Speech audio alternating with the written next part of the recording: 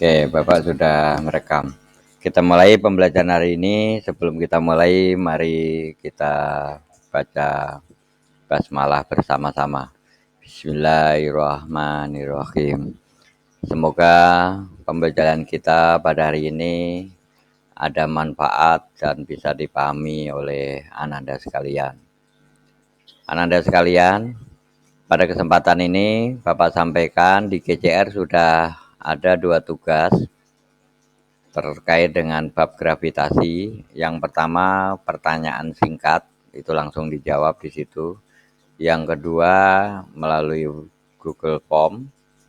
Yang tidak bisa mengakses nanti melalui PC silahkan dikoordinir ya, Japri ke Bapak. Tapi sudah Bapak setting, itu bisa diakses oleh akun yang lainnya selain akun belajar. Ananda sekalian, untuk hari ini kita akan berbicara tentang usaha dan energi ya. Satu materi ini diharapkan selesai pada sesi ini. Pada layar sudah Bapak share file PDF, itu adalah modul 39. Bapak masih menggunakan modul yang dari Kemendikbud. Jadi kalau tidak terlihat silahkan boleh dibuka PDF-nya di laptop masing-masing. Pada konsep hari ini kita berbicara tentang energi, ini kurang huruf R, usaha dan hukum kekekalan energi. Di sini energi yang kita bahas adalah terkait dengan mekanika, berarti nanti ada energi kinetik, energi potensial, dan energi mekanik. Kemudian hubungan antara energi dengan usaha. Jadi kita belajar nanti konsep usaha dan hubungannya antara usaha itu dengan energi, yang nanti ini menandakan hakikat dari suatu usaha. Dan terakhir nanti terkait dengan hukum kekekalan energi. Konsepnya tetap kita belajar terkait mekanika, jadi nanti energi yang kita bicarakan di sini khususnya adalah energi mekanika.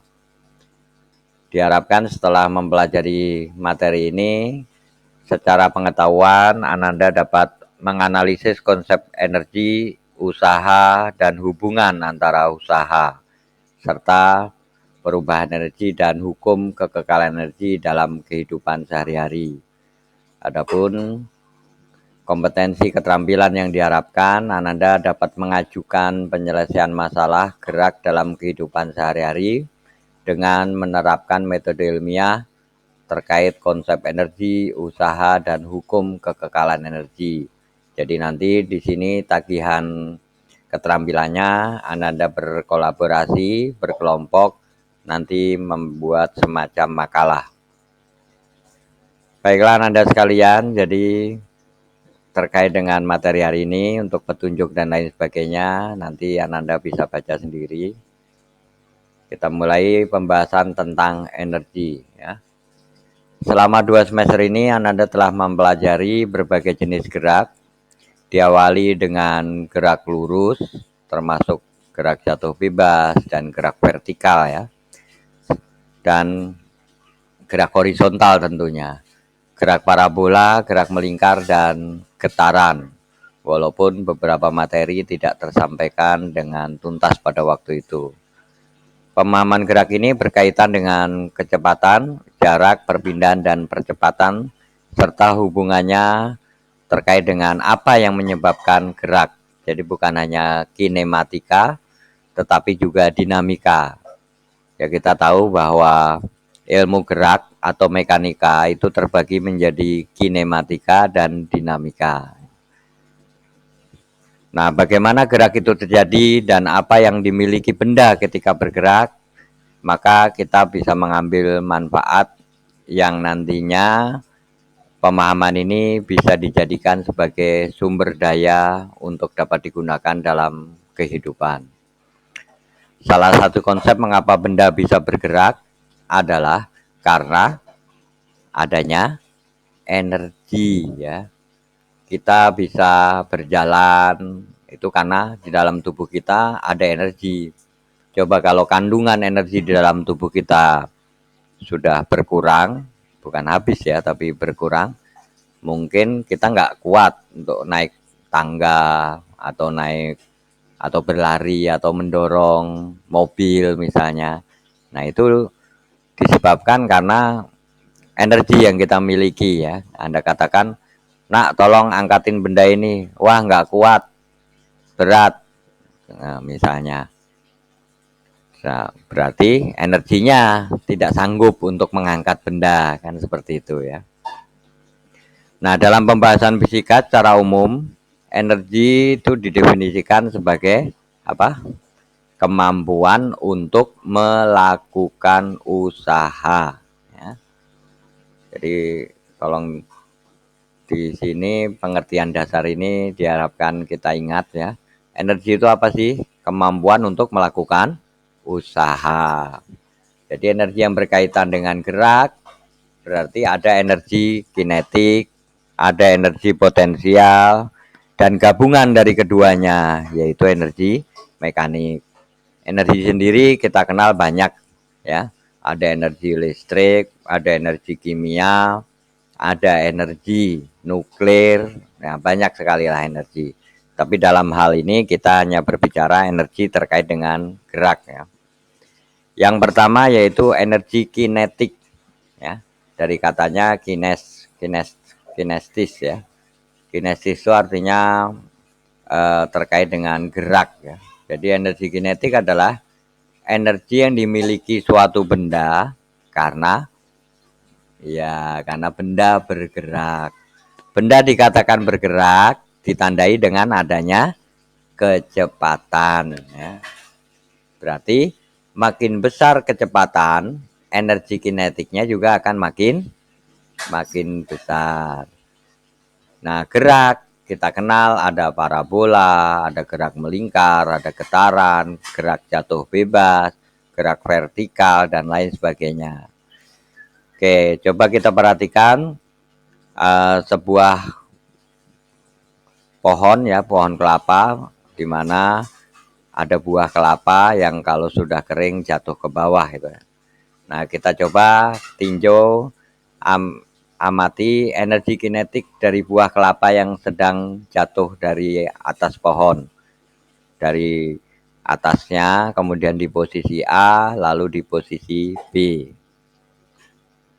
Nah, ini gambarnya. Jadi, mula-mula buah ada di atas ini, di tanda panah yang Bapak gerakkan. Jatuh ke bawah, mula-mula di posisi A, katakanlah ketinggiannya, kalau di sini langsung dicontohkan dengan soal 6,4, lalu di posisi B lebih rendah lagi 5,55 meter. Ini dihitung dari atas permukaan tanah ketinggian ini ya. Nah, benda kelapa ini bisa jatuh ke bawah, berarti ketika jatuh, maka pada benda ini terkandung energi yang sebenarnya ada dua energi yang terkandung di dalam kelapa yang jatuh. Yang pertama, kelapa memiliki energi kinetik karena dia nanti bergerak. Dan ketika belum bergerak atau sudah bergerak pun, itu nanti punya energi yang namanya energi potensial. Nah, energi kinetik itu dirumuskan sebagai setengah dari mv kuadrat. Bapak tidak turunkan secara matematik ya, tapi langsung saja ke rumus jadi. Yang awalnya sebetulnya rumus ini bisa kita turunkan berdasarkan konsep grafik matematika ya. Jadi ini setengah mv kuadrat, ini energi kinetik yang dimiliki benda ketika bergerak. Nah, kalau kasusnya pohon buah kelapa yang jatuh ini dari ketinggian awalnya 9,6, jatuh di posisi A 6,4, lalu di posisi B 5,5, maka kalau kita akan menghitung besarnya energi kinetik yang dikandung buah kelapa di posisi masing-masing tadi, kita tahu bahwa persamaannya tadi EK sama dengan setengah mv kuadrat. Nah, kita nggak tahu kecepatan benda di posisi A, di posisi B. Yang kita tahu kecepatannya di posisi atas ini adalah 0 karena kelapanya masih diam di sini. Berarti di sini nggak punya energi kinetik, artinya energi kinetiknya 0. Tapi ketika di posisi A dan B bagaimana? Nah, rumusnya kan setengah mv kuadrat. Berarti kita harus menghitung kecepatan benda di posisi A dan di posisi B. Nah, berdasarkan materi kinematika dulu, kecepatan benda yang jatuh bebas itu adalah apa rumusnya? V sama dengan akar 2GH ya. Jadi V sama dengan akar 2GH. Nah, berarti kita hitung dulu V. Berarti akar 2G. G itu adalah kuat medan gravitasi. Walaupun ada di ketinggian H, karena ketinggiannya sangat kecil ya, hanya beberapa meter, maka kita asumsikan G itu sama dengan di permukaan nanti ya. H itu adalah apa? Ketinggian. Ya, H itu ketinggiannya. Tapi jangan salah, bukan ketinggian H itu sebetulnya, tapi apa? Jarak dari posisi atas ini sampai bawah. Jadi jarak tempuh ya. Kalau asumsinya H itu ketinggian kan dari permukaan tanah. Nah, H di rumus akar 2GH ini dihitung bukan dari atas permukaan tanah, tapi dihitung dari posisi awal. Itu ya. Ini yang sering rumusnya sederhana, tapi Ananda sering salah dalam mengerjakan karena berasumsi H. Jadi Bapak ulangi, kecepatan ini terjadi karena benda bergerak dari atas ke bawah. Maka H di sini adalah jarak dari atas sampai di posisi benda tersebut. Gitu. Oke, kita hitung energi kinetik di posisi A dan B. Di titik A, perpindahan kelapanya 9,6, posisinya di sini. Dikurangi ketinggiannya di A, 6,4. Nah, berarti di posisi A, jarak yang sudah ditempuh adalah 9,6 dikurangi 6,4. Berarti kecepatannya kita masukkan ke dalam persamaan akar 2GH, maka diperoleh 8 meter per sekon. Sehingga energi kinetik di A bisa kita tentukan besarnya yaitu setelah dihitung 19,2 Joule. Nah, bagaimana di posisi B? Kita lihat. Perjalanannya makin jauh karena dia makin turun ke bawah. Ketinggiannya kalau dari atas tanah 5,55, berarti jarak tempuhnya 9,6 dibagi 5,5. Sehingga kecepatannya bisa kita hitung 9 meter per sekon. Nah, energi kinetiknya di B itu setelah dihitung adalah 24,3 Joule. Nah, ini menunjukkan bahwa energi kinetik yang dimiliki buah kelapa di posisi B yang lebih jauh dari posisi awal itu lebih besar daripada posisi A yang hanya 19,2 Joule. Nah, ini nanti berlaku pada benda bergerak parabola atau bergerak melingkar. Jadi kuncinya kecepatan ini yang harus ditentukan ya. Baik. Ini terkait dengan energi kinetik. Jadi rumusnya sangat sederhana ya. Setengah mv kuadrat. V-nya ini nanti menjadi masalah. V pada gerak vertikal berbeda dengan V pada gerak melingkar. Berbeda pula dengan V pada gerak parabola. Nah, nanti V-nya yang akan beda-beda ya. Nah, berarti ketika mempelajari energi kinetik, Ananda juga harus membuka materi tentang kinematika, gerak parabola, gerak melingkar, gerak jatuh bebas, seperti itu ya. Tapi intinya ingat saja persamaan GLBB secara umum. Nah, berikutnya benda yang bergerak itu juga punya yang tadi, yaitu energi potensial. Yang kalau didefinisikan, energi potensial itu dari kata potensi. Potensi itu sesuatu yang tersembunyi.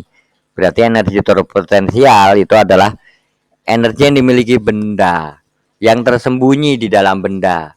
Karena apa? Karena kalau kaitannya dengan gerak itu karena kedudukannya. Jadi kedudukan ini bisa jadi acuannya apa? Dari permukaan tanah, berarti karena ketinggian. Nah, ini bisa juga. Jadi acuan kedudukan ini banyak nanti ya. Kalau benda berada acuannya adalah permukaan tanah, berarti ketinggian. Kalau acuannya di posisi benda itu seimbang, berarti nanti kedudukannya karena ketidakseimbangannya. Jadi misalnya ada apa? Benda diikat dengan karet. Nah, pada posisi setimbang, posisinya di situ. Tapi ketika karet ditarik, maka nanti bendanya akan berubah posisi kan dari posisi seimbang ke bawah, ke atas. Nah, maka diasumsikan berarti selain karena kedudukan ketinggian, energi potensial itu juga dimiliki tersembunyi pada benda yang karena kedudukan tadi karet misalnya, pegas ya, itu juga punya energi potensial.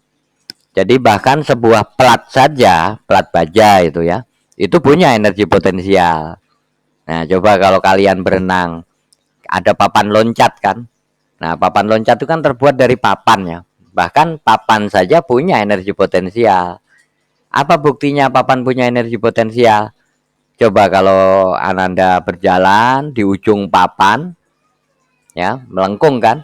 Maka ketika Ananda loncat kembali ke papan, maka papan akan memberi tenaga kepada kita. Nah, itu bukti bahwa pada papan itu ada energi, gitu ya. Nah, itu namanya karena kedudukannya. Tapi kalau papannya di posisi diam ya energinya nol. Tapi ketika dia tidak di posisi setimbang, misalnya karena diinjak atau ditarik, maka terkandunglah di situ nanti muncul energi potensial. Nah, secara umum di dalam mekanika energi potensial itu dirumuskan sebagai MGH ya. Jadi EP sama dengan MGH karena kedudukannya. Nah, energi ini timbul karena gaya dan karena sebetulnya perpindahan. Nanti ada hubungannya ke situ ya. Jadi M-nya massa benda, G-nya itu kuat medan, H-nya itu ketinggian. Berarti EP yang dimaksud di sini adalah energi potensial gravitasi. Ini yang di bab kemarin ya. Jadi di bab kemarin MGH itu EP itu MGH. G-nya adalah kuat medan gravitasi. Yang kalau oleh bumi berarti percepatan gravitasi 9,8 atau 10 gitu ya. Nah, bagaimana untuk benda-benda yang jauh dari permukaan bumi, misalnya satelit yang mengorbit pada ketinggian H dari permukaan bumi? Maka untuk menghitung energi potensial benda yang jauh dari permukaan bumi, rumusnya sama, MGH. Tapi G-nya ini bukan G di permukaan bumi, tapi G di posisi benda tersebut. Nah, kemarin kan kita sudah menghitung ya, kuat medan satelit di orbit tertentu, gitu ya.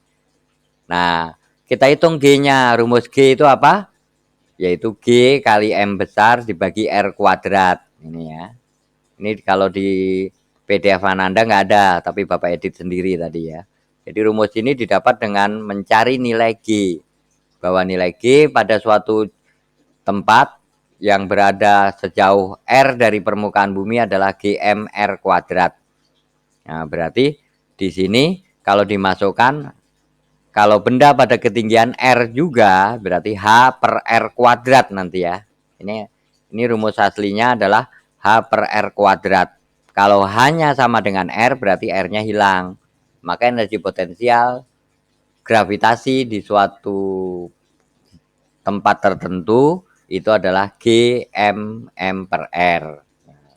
Jadi sebetulnya rumusnya itu saja, hanya kita olah ya. Nah, itu energi potensial. Penjelasannya ada di halaman berikutnya. EP itu energi potensial, G tetapan umum gravitasi. Ada yang masih ingat nilainya berapa? Berapa nilai tetapan umum gravitasi? 6,67 kali 10 pangkat min 11 atau 9? Ya, 11. Udah 11 aja lah ya. M-nya massa bumi, M-nya benda, bisa satelit, bisa yang lain. R-nya jarak benda tadi terhadap pusat bumi. Jadi nanti Ananda jangan terjebak dengan rumus ini ya. Rumus R di sini. Perlu diingat ini rumus aslinya adalah G M kali M kali H per R kuadrat. Nah itu ya.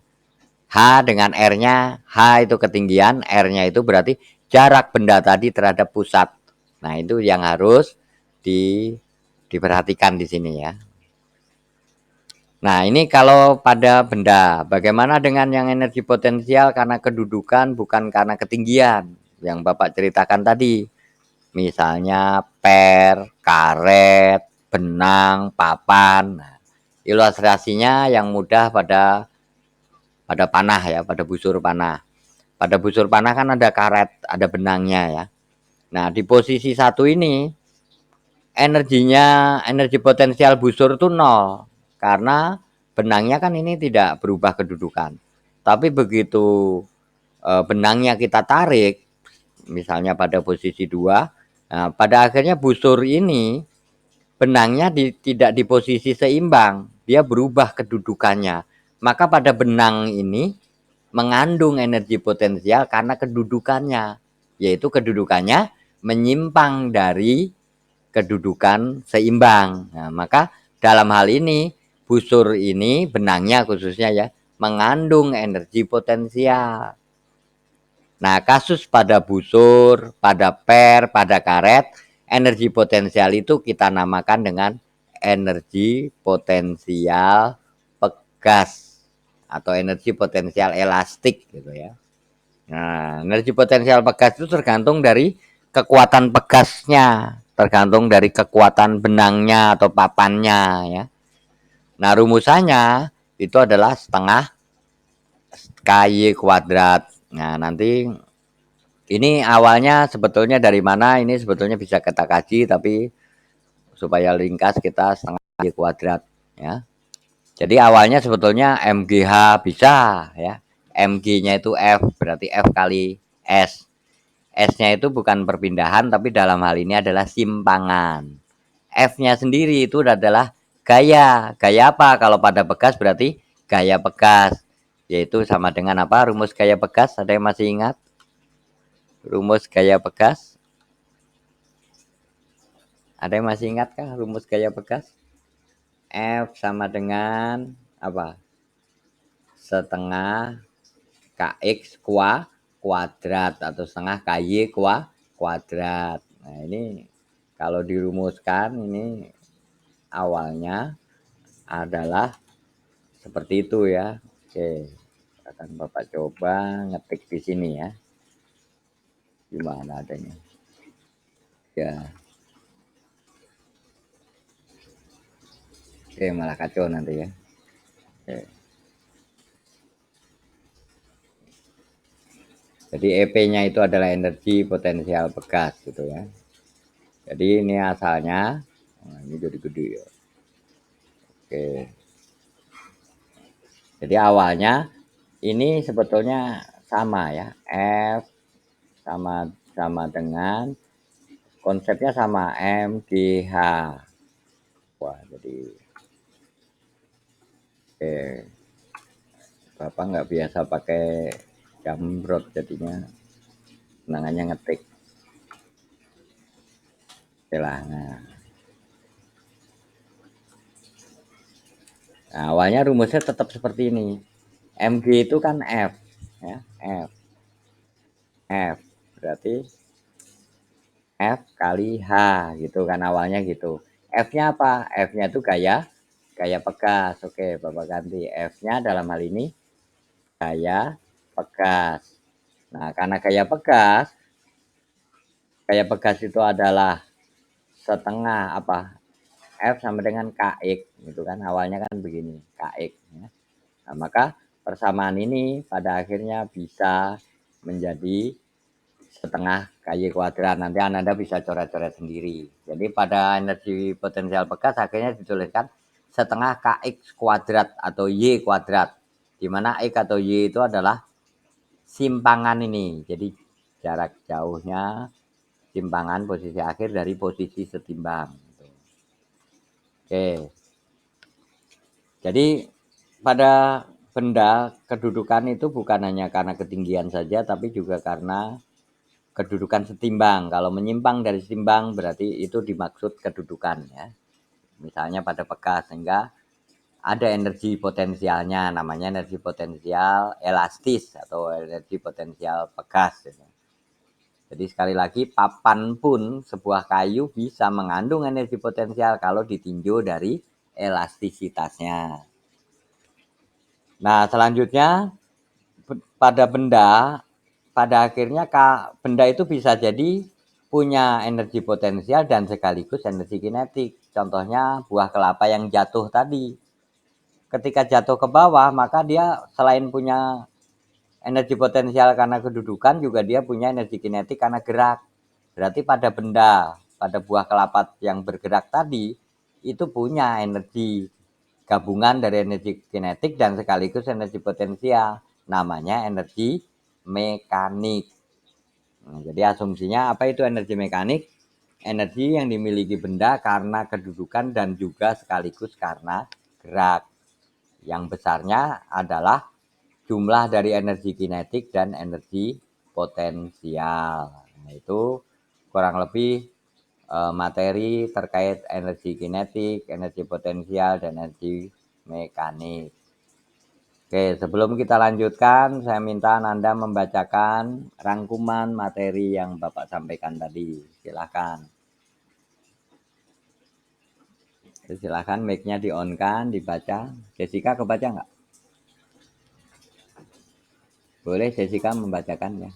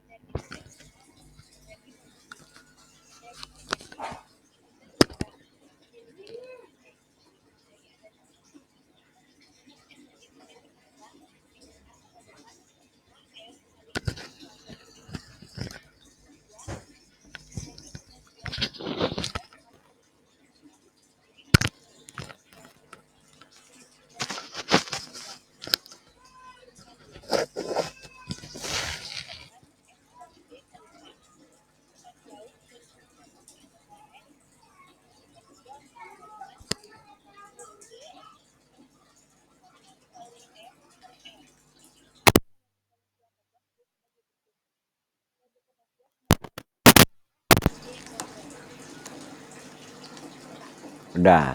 Terima kasih kepada Nanda Jessica sudah membacakan, berarti bisa dibaca ya. Ya? Ya silakan. Oh, enggak bunyi ya ya. Ya mic-nya on. Makasih Jessica ya yang sudah membacakan simulan. Mohon maaf tadi mic-nya di unmute ya. Baik, itu materi pertama. Kita lanjutkan. Kalau ada usaha tadi lanjutannya apa?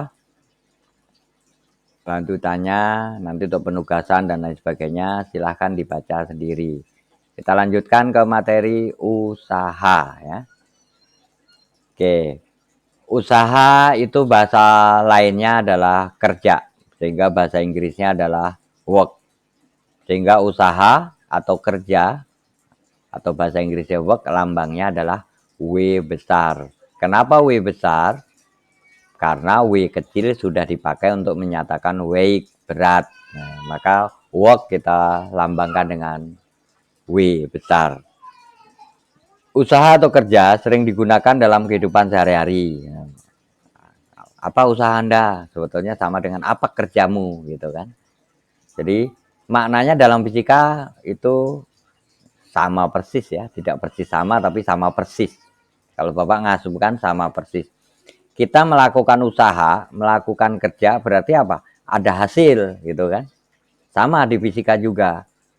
Berarti sebuah benda gaya ya, gaya melakukan usaha berarti itu ada hasilnya. Nah, kalau di dalam fisika, usaha di sini hasilnya apa? Yaitu berupa adanya perpindahan gitu ya. Nah, sama dengan kita kerja. Kalau kita kerja hasilnya apa? Ya gaji, uang gitu kan. Kalau kita punya usaha warung, apa hasilnya? Keuntungan kan seperti itu. Jadi mirip ya, dan Bapak bilang sebetulnya persis sama. Nah, di SMP ini sudah dipelajari, jadi usaha itu kalau di SMP kalian akan menjawab apa itu usaha, perkalian antara gaya dengan perpindahan gitu ya. Baik, nanti kita pahami, kita kaji lebih jauh nanti ya. Jadi secara umum memang betul yang disebut usaha kalau terkait dengan mekanika itu berarti perkalian skalar atau disebut dengan dot product, perkalian titik antara vektor gaya dengan vektor perpindahan. Jadi artinya apa? Karena perkalian vektor maka nanti arahnya tidak tegak lurus dengan vektor gaya dan perpindahan, tapi nanti akan berimpit ya. Usaha itu nanti akan berimpit dengan vektor perpindahan dan sekaligus vektor gaya yang mengakibatkan perpindahan. Nah, secara fisik perkalian vektor ini maksudnya adalah proyeksi gaya pada arah perpindahan. Jadi diilustrasikan di sini ada seseorang menarik kotak menggunakan gaya F. Gayanya kan miring. Gayanya miring. Kotak nanti bisa berpindah ke kanan. Jadi ini perpindahannya ini ke kanan ya. Perpindahan ke kanan ini garisnya, garis perpindahan. Nah, gaya sendiri kan miring. Nah, maka usaha yang dilakukan gaya ini itu tidak seluruh gaya ini yang memindahkan kotak, tapi hanya gaya yang proyeksinya sejajar dengan arah gerak, dengan arah perpindahan. Berarti F-nya bukan hanya F saja yang melakukan usaha, tapi F yang sejajar dengan arah gerak. Berarti F-nya F apa? F yang proyeksinya ke arah sumbu X. Kalau kita asumsikan sumbu Y dan sumbu X ya. Nah, maka rumus usaha itu tidak F kali S saja, tapi F proyeksi terhadap perpindahan. Berarti F-nya adalah F cos alpha. Ya. Ya. Jadi F cos alpha. Bagaimana dengan nanti yang tidak sejajar? Nanti ada ceritanya. Kalau contoh soalnya seperti ini ya. Seorang Bu, enggak ada yang namanya Sinta di kelas ini ya. Bu Sinta menarik peti dengan gaya, nah ini nggak bahas ya, silahkan dibaca sendiri. Ternyata tidak seluruh gaya yang Bu Sinta lakukan ini melakukan usaha.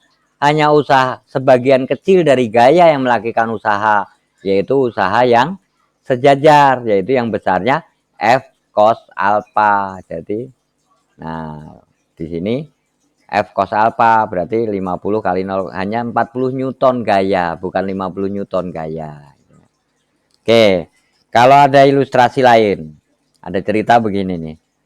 Seorang ibu menjinjing keranjang belanja yang beratnya 50 Newton sejauh 1 km dari pasar ke rumahnya. Kalau ditanyakan, berapa usaha ibu itu dalam menjinjing keranjang belanja dari pasar ke rumah? Ayo, ada yang bisa jawab? Bapak ulangi. Seorang ibu menjinjing sebuah keranjang belanja yang beratnya 50 Newton dari pasar ke rumah sejauh 1 km. Pertanyaannya, berapa usaha yang dilakukan ibu tersebut dalam menjinjing keranjang dari pasar ke rumah? Ada yang bisa menjawab? Halo? Apakah suara Bapak terdengar? Berapa usahanya? 50 Newton dari pasar ke rumah sejauh 1 km. Usahanya berapa ya? Usaha menjinjing. Berapa usaha menjinjingnya? Ingat, gaya yang melakukan usaha adalah gaya yang proyeksinya sejajar dengan arah gerak. Jadi yang sejajar saja. Nah, kalau menjinjing itu kan ke atas. Berpindahnya sejajar. Kira-kira jawabannya berapa? 0. Kenapa 0? Gayanya ke atas, perpindahannya sejajar. Berarti sudutnya berapa derajat antara gaya jinjing dengan perpindahan? 90 derajat. Kalau 90 derajat berarti cos 90 berapa? nol. Berarti usahanya pun nol. Jadi usaha ibu tadi menjinjing itu nol. Adapun keranjang bisa berpindah dari pasar ke rumah bukan karena dijinjing, tapi karena gaya yang lain. Nah, itu intermezzonya dari usaha ya. Oke, di sini dijelaskan sama dengan contoh di gambar. Seorang bapak-bapak mengangkat sebuah kardus dan dia berpindah ke kanan sejauh sekian kilo lah. Berapa usaha bapak-bapak ini mengangkat kardus? Usahanya nol. Ya, usahanya akan nol. Kenapa nol? Ya, gaya ke atas, perpindahan benda ke kanan, sudutnya 90. Nah, nanti jangan terjebak ya dengan soal seperti ini.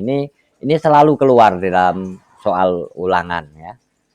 Nah, ini namanya soal jebakan, soal konsep. Oke, jadi hanya gaya yang sejajar dengan arah perpindahan saja yang dihitung. Kalau tidak sejajar bagaimana? Dicari yang sejajar. Contohnya ya tadi Bu Sinta tadi menarik peti gayanya miring, maka gaya yang melakukan usaha hanya gaya yang ke arah horizontal ini, yang warna merah titik-titik ini. Ya, jadi kita harus menentukan dulu besarnya gaya horizontal ini dengan konsep trigonometri ya. Ya, apa sindemi, kosambi kayak gitu kan. Kos samping miring gitu kan. Kos samping bawah gitu. Nah, seperti itu. Nah, itu energi potensial ya. Jadi itu usaha ya, mohon maaf usaha. Jadi usaha itu apa? Nanti kita bisa simpulkan pada hakikatnya. Nah, sekarang hubungan usaha dengan energi. Kalau kita punya kereta, awalnya diam. Ya, ini kita mau mencari hubungan ya. Kita punya mobil, awalnya diam.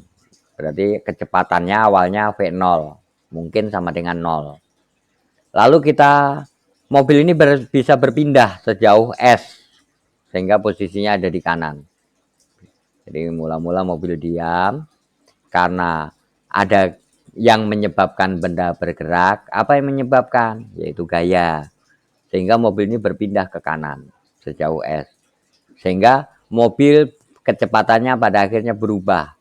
Dari diam menjadi bergerak, berarti dari V0 menjadi VT. Nah, sesuai dengan konsep usaha. Apa itu usaha tadi rumusnya? F kali S, itu kan ya. Usaha F kali S. Nah, F-nya itu apa? F-nya itu kalau kasus seperti ini berarti M kali A. F-nya itu M kali A. Jadi benda diam lalu bergerak berarti ada gaya. Berapa besarnya gaya? M kali A. Nah, M kali A. M-nya itu massa, A-nya itu apa? Percepatan. Berapa percepatan benda? Kita gunakan persamaan GLBB. VT kuadrat sama dengan V0 kuadrat plus 2AS. Kadang kita harus menggunakan persamaan yang lain. VT sama dengan V0 plus AT. Nah, itu kalau yang diketahui waktu ya. Kalau dalam hal ini yang diketahui jarak perpindahan, berarti kita gunakan persamaan GLBB-nya yang ini ya. Tapi kalau diketahuinya waktu, kita gunakan persamaannya tidak ini, tapi VT sama dengan V0 plus AT. Nah, itu ya untuk mencari A. Jadi kita dulu harus mencari A dulu. Nah, mencari A. Itu kalau hubungannya gerak seperti ini. Nah, anggap saja ilustrasi gambar benda ditarik dengan gaya mendatar. Akibat benda pindah sejauh S sehingga mengalami perubahan kecepatan dari VT ke V0. Nih ya. Atau F sama dengan M kali A. Di mana VT kuadrat min V0 berarti sama dengan 2AS ya. Oke. Lalu hubungannya apa dengan energi ya? Nah, W berarti bisa dituliskan F kali S. F-nya M kali A, berarti W itu sama dengan mass. Jadi W itu bisa F kali S. Karena F itu adalah M kali A, kalau benda bergerak mendatar, maka bisa dituliskan W mass. A-nya apa? VT kuadrat per V0 kuadrat per 2S. Ya, tadi 2S. Berarti M kali A kali S dengan A diganti VT kuadrat min V0 kuadrat per 2S. Maka bisa dituliskan menjadi M VT kuadrat min V0 kuadrat per 2. S-nya hilang. Nah, lalu kita komutasikan asosiatif. Maka diperoleh setengah M VT kuadrat dikurangi setengah MV0 kuadrat. Jadi W itu bisa juga dituliskan setengah MVT kuadrat, akhirnya V akhir, dikurangi setengah MV0 kuadrat, V awal. Setengah MV kuadrat itu adalah rumus energi kinetik. Jadi karena EK itu setengah MV kuadrat, ya karena setengah MV kuadrat itu energi kinetik, maka bisa dituliskan berarti W itu EK akhir dikurangi EK awal. EK akhir dikurangi EK awal secara matematik dituliskan sebagai selisih LK atau dituliskan delta EK. Delta itu artinya apa? Perubahan. Itu ya. Berarti usaha itu kalau terkait dengan energi kinetik tidak lain adalah usaha itu perubahan energi kinetik. Ya. Jadi dengan demikian usaha sama dengan perubahan energi kinetik. Ini ya. Ini ya. Jadi usaha perubahan energi kinetik. Itu nanti menjadi hakikat dari usaha ya. Oke, bagaimana dengan energi potensial sekarang? Kita amati ilustrasi gambar. Ada kotak, awalnya ketinggiannya H1. Diangkat ke atas sehingga ketinggiannya H2 ya, H2 itu. Berarti ada perubahan kedudukan dari ketinggian H1 ke H2. Berarti energi potensialnya berubah, ya berubah. Energi potensial di H1 tentu berbeda dengan energi potensial di H2. Dengan konsep usaha yang sama, kita tuliskan bahwa W sama kali S. F-nya itu apa? F-nya itu adalah gaya. Gaya untuk memindahkan ini yang besarnya M kali G. Berarti bisa dituliskan F kali S. Berarti M kali G. S-nya apa? Perpindahan dari posisi H1 ke H2. Ya, jadi dari gambar sini, gambar panah ini ya. Ke sini berapa ini perpindahannya ini? Perpindahannya berarti H2 dikurangi H1. Maka dituliskan di sini MGH2 dikurangi H1 atau MGH1, ini salah ya, MGH2 dikurangi MGH1. MGH itu apa? Rumus energi potensial. Berarti W bisa dituliskan EP2 dikurangi EP1. Karena negatif, maka di sini bisa dituliskan EP1 min EP2. Energi potensial awal dikurangi energi potensial akhir. Nanti hasilnya apa? Pasti negatif. Apa artinya negatif? Kalau memindahkan benda dari bawah ke atas, itu kita perlu usaha. Nilai usahanya negatif. Apa artinya negatif? Perlu usaha dari luar. Artinya benda itu tidak melakukan usaha, tapi dikenakan usaha. Yaitu perlu gaya angkat seperti itu. Berbeda kalau konsepnya sebaliknya. Benda awalnya di atas, lalu di bawah, bendanya jatuh. Maka ketika benda itu jatuh, usahanya nanti positif. Artinya apa? Benda melakukan usaha. Karena tidak perlu gaya untuk memindahkan dari atas ke bawah. Sudah ada gaya gravitasi bumi gitu ya. Tuh. Nah, dengan demikian Bapak simpulkan bahwa pada hakikatnya usaha itu adalah proses perubahan energi. Jadi pada hakikatnya usaha itu adalah apa? Bapak tambahin di sini. Proses ya. Proses perubahan energi. Nah, ini. Jadi perubahan energi kinetik, perubahan energi potensial yang kalau digabung kadang-kadang benda itu melakukan energi kinetiknya berubah, energi potensialnya juga berubah. Contohnya benda yang jatuh, energi potensialnya berubah, energi kinetiknya berubah, maka energi mekanik. Berarti usaha juga proses perubahan energi mekanik. Nah, sampai di sini hubungan antara usaha dan energi. Jadi, apa hubungan usaha dan energi?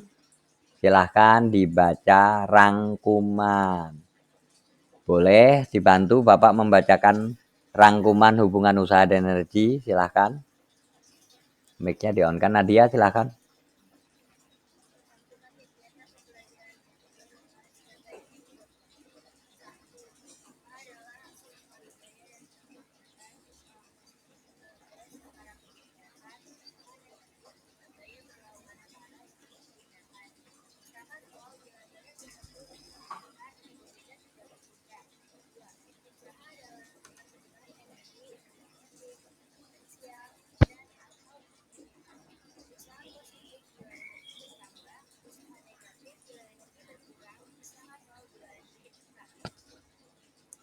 Oke, terima kasih Ananda yang sudah membacakan. Jadi di sini usaha itu bisa bernilai positif, bisa bernilai negatif. Usaha dikatakan positif apabila energinya bertambah. Jadi artinya apa? Sistem tersebut melakukan usaha, usahanya positif. Artinya energinya bertambah.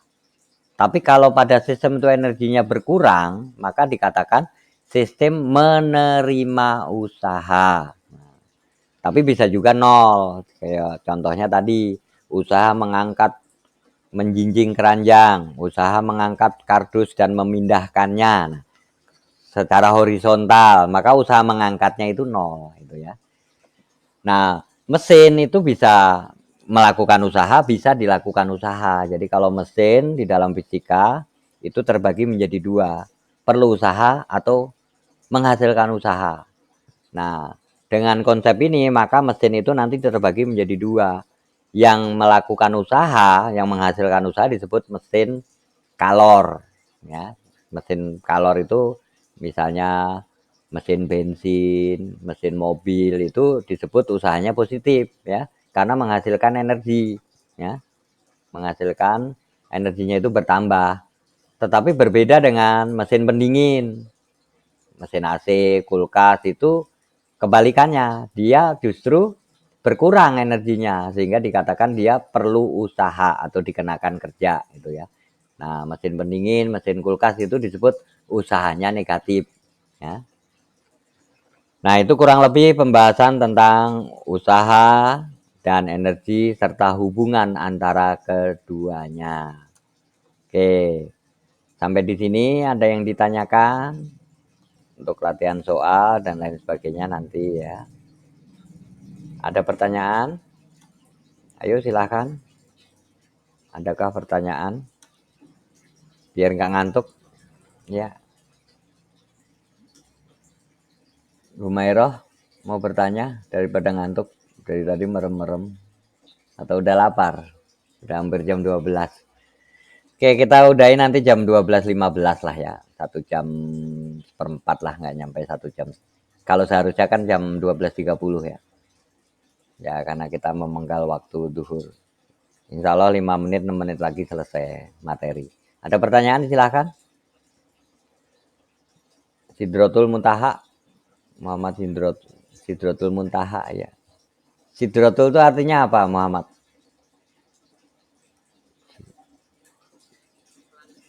Oh, langit ketujuh. Tapi lahirnya dulu nggak di langit ketujuh kan ya?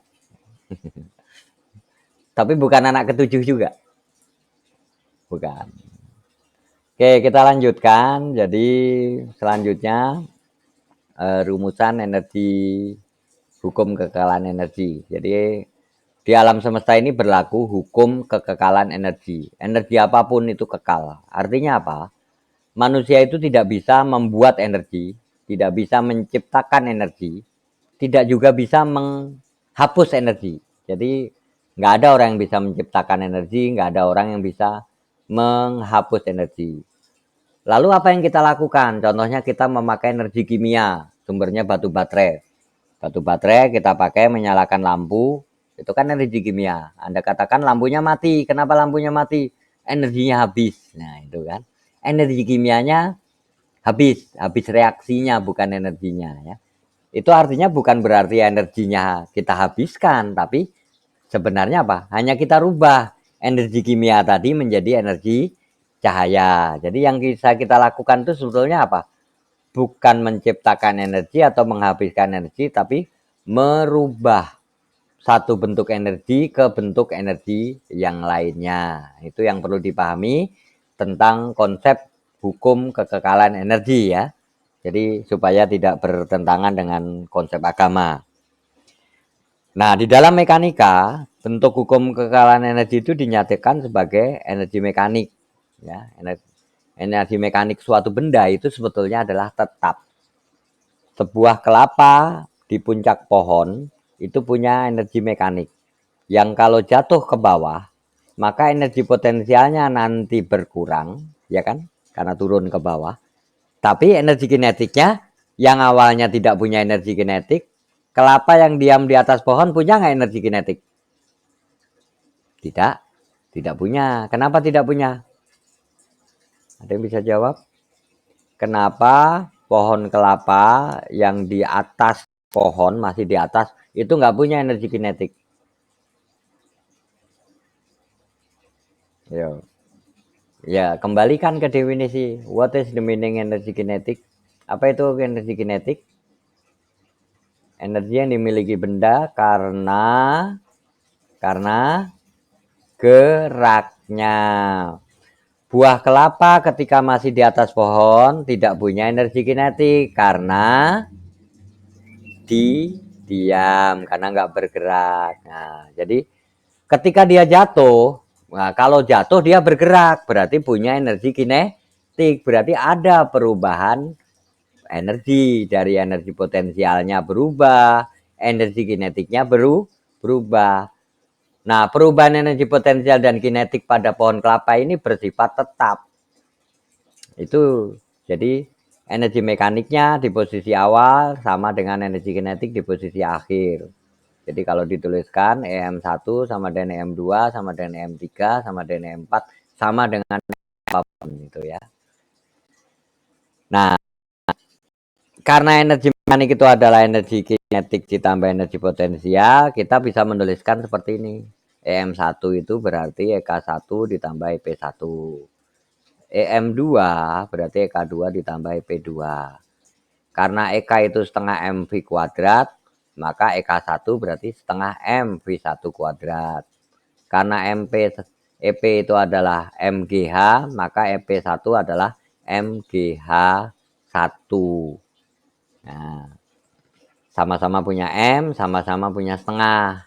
Ini sama-sama punya M ya.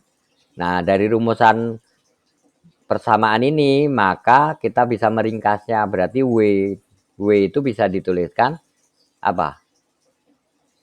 W itu delta EK, bisa juga delta EP. Jadi jika masing-masing diuraikan akan diperoleh EK2 dikurangi EK1. Jadi ini kalau kita yang variabelnya sama kita kumpulkan, EK1 dikurangi EK2 sama dengan EP2 dikurangi EP1 gitu ya. Jadi EK2 ditambah EP2 sama dengan EK1 tambah EP1. Ini kembali lagi ke awal ya, kembali lagi ke awal. Sehingga dengan kata lain ini EM2 itu sama dengan EM1 ya. Oke, ini persamaannya yang dibulak-balik aja ya. Untuk menyatakan apa? Bahwa EM1 sama dengan EM2 itu nilainya adalah selalu tetap. Nah, ini kalau pada gerak mekanika, gerak vertikal atau horizontal. Kalau horizontal, EP-nya otomatis selalu 0 ya. Karena kedudukannya kan tetap. Ini khusus untuk benda yang bergerak vertikal ya, baik ke atas maupun ke bawah. Bagaimana dengan kalau gerak pada gerak harmonis, di mana energi potensialnya itu terkait dengan elastisitas pada pegas tadi.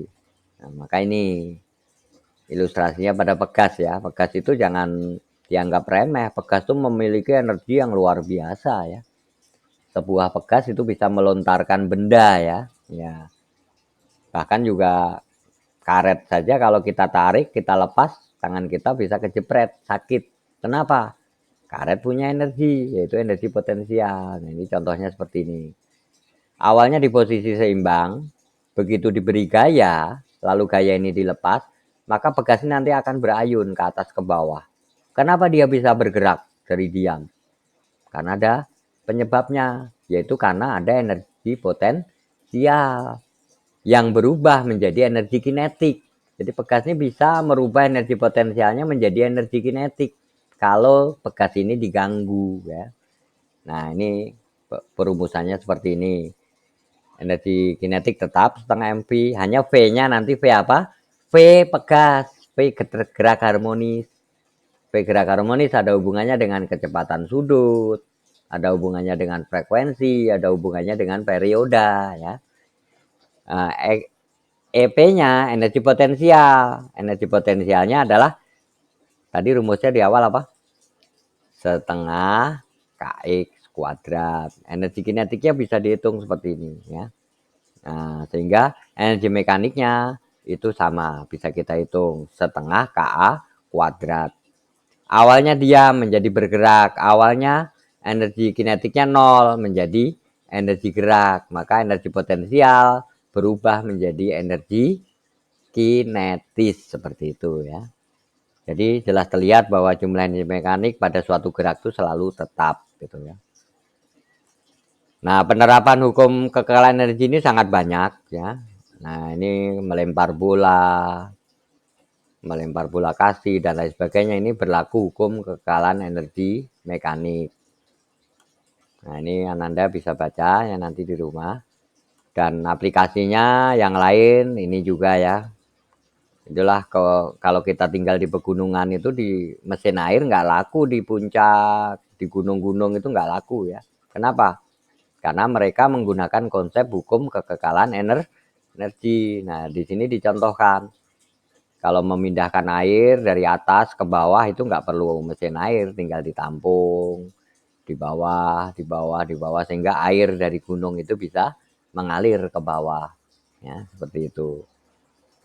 Termasuk juga sebetulnya kita bisa membuat air mancur menggunakan konsep apa? Hukum kekekalan energi.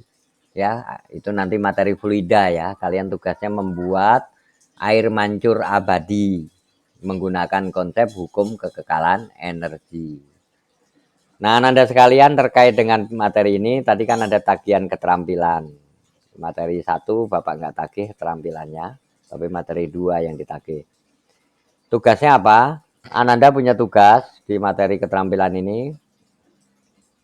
Ananda berkolaborasi, berkelompok. Silahkan nanti bentuk kelompok sendiri, cari anggota sendiri, buat tulisan, bukan makalah ya. Kalau makalah nanti kan ada pembahasan bab 1, bab 2, bab 3, enggak. Ini tulisan saja lah.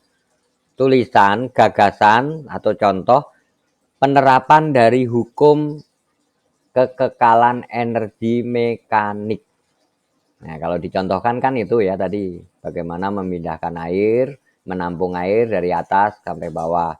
Jadi Ananda nanti membuat sebuah tulisan, gagasan yang mencontohkan atau menerapkan konsep hukum kekekalan energi mekanik. Ya, Bapak contohkan saja tadi apa? Air mancur abadi, pompa apa? Pompa hidram. Nah, coba cari tentang hal itu. Itu contoh nyata dari sebuah hukum kekekalan energi mekanik. Ya, pompa hidram, air mancur abadi, bukan abadi sih, air mancur tanpa listrik ya, seperti itu ya. Dan banyak lagi yang lain yang menerapkan konsep hukum kekekalan energi mekanik ya.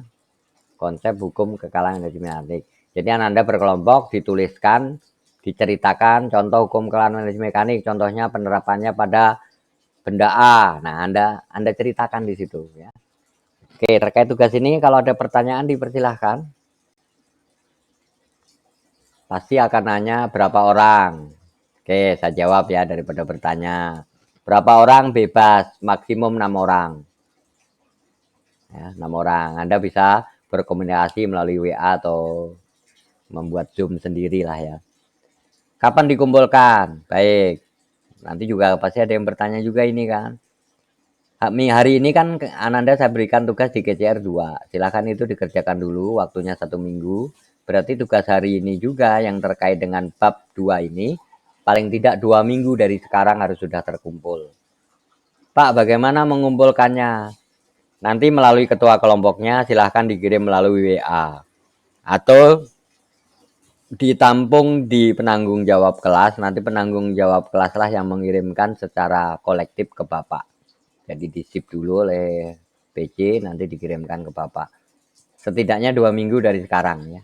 Hanya sebuah gagasan atau ulasan sederhana tentang contoh dalam kehidupan sehari-hari, apa aplikasi dari atau contoh nyata dari hukum kekekalan energi mekanik. Oke, ada pertanyaan sampai di sini? Nulisnya di kertas, di buku tulis, diketik boleh. Kan dikumpulkan ke Bapak nanti dalam bentuk soft copy, foto atau hasil scan atau filenya. Jadi menurut Bapak bagaimana? Diketik saja ya. Tapi tulis tangan boleh, tapi dipoto ya. Ada lagi yang mau bertanya terkait tugas? Oke, kalau belum dibuka nanti Bapak atur. Mungkin akun ini yang dipakai bukan akun belajar. Nanti Bapak setting lagi ya, nanti habis ini. Ada lagi yang mau ditanyakan terkait tugas atau yang lainnya atau materi? Jadi dengan demikian materi hari ini selesai ya. Bab 2, usaha dan energi. Boleh dibantu Bapak membacakan rangkuman materi yang ketiga, yaitu hubungan usaha dan energi, silahkan. Sebelum kita tutup nanti.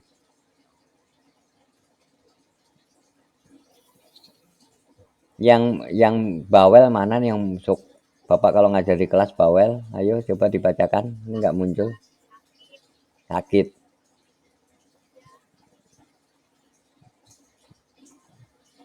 Temennya yang bawel atau? Iya baru gabung. Rahas, tolong bacakan rangkuman. Ya, bacakan rangkumannya.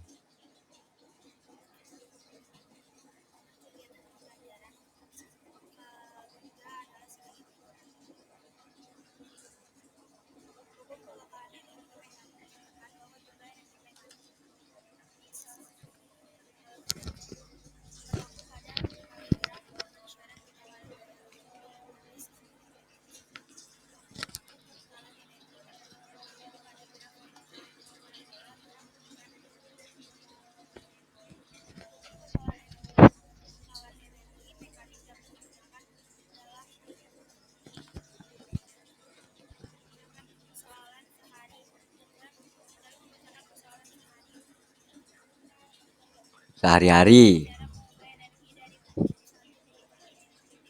Oke. Oke, terima kasih Rahas ya yang telah membacakan kesimpulan. Jadi untuk materi hari ini secara materi selesai. Untuk minggu depan Bapak coba kita bahas soal terkait dengan usaha dan energi karena sesuai dengan ya kita TikTok dulu bersama Jessica. Ayo. Jadi baik, bahwa hukum kekayaan energi ini dengan konsep energi ternyata mampu menyelesaikan berbagai persoalan fisika ya khususnya dengan cara konsep perubahan energi dari satu bentuk ke bentuk lain. Maka konsep usaha dan energi ini nanti dalam menyelesaikan soal mekanika yang kompleks itu bisa sangat membantu. Jadi minggu depan kita upayakan sebelum masuk ke materi bab 3 kita coba bahas 1-2 soal ya. Oke, untuk penugasannya ini nggak usah karena sudah diganti. Untuk di rumah silahkan latihan dulu soal-soal seperti ini ya. Oke. Nanti yang ikut olimpiade boleh bawa soal yang terkait dengan soal kompleks yang ada hubungannya dengan mekanika ya. Kita coba kalau memungkinkan dibahas. Itu saja dari Bapak. Bapak izin untuk menghentikan presentasi dan sebelum kita akhiri bahwa kegiatan ini direkam. Jadi silahkan on kamera waktu duhur sudah selesai, sudah masuk ya. Kita coba Oke, on kamera semuanya. Ya, baik on kamera ya. Baik, terima kasih Ananda sekalian. Itulah pembelajaran kita hari ini. Semoga ada satu dua yang bermanfaat dan ada yang dipahami oleh Ananda. Tetapi apabila masih ada yang belum jelas, boleh bertanya lewat WA atau baca ulang materi di modul 39 yang Ananda bisa download, atau kalau yang tidak mau download boleh minta WA, nanti Bapak kirim PDF-nya. Itu saja pembelajaran kita hari ini. Kita akhiri dengan membaca Alhamdulillah bersama-sama. Alhamdulillahirabbil alamin. Dadah semuanya. Mic-nya boleh on, kamera boleh on, Bapak rekam. Ya, baik. Assalamualaikum warahmatullahi wabarakatuh. Selamat beristirahat. Silahkan boleh log out.